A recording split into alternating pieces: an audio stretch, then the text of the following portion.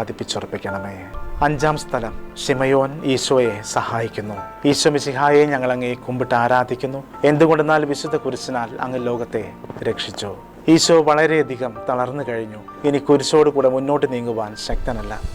അവിടുന്ന് വഴിയിൽ വെച്ച് തന്നെ മരിച്ചു പോയേക്കുമെന്ന് യൂതന്മാർ ഭയന്നു.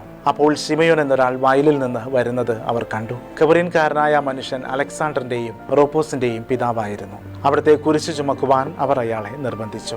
അവർക്ക് ഈശോയോട് സഹതാപം തോന്നിയിട്ടല്ല, ജീവനോടെ അവിടുത്തെ കുരിശിൽ തറയ്ക്കണമെന്ന് അവർ തീരുമാനിച്ചിരുന്നു. കരുണാനിധിയായ കർത്താവെ, ഈ സ്ഥിതിയിൽ ഞാൻ അങ്ങയെ കണ്ടിരുന്നുവെങ്കിൽ എന്നെ തന്നെ വിസ്മരിച്ച് ഞാൻ അങ്ങയെ സഹായിക്കുമായിരുന്നു.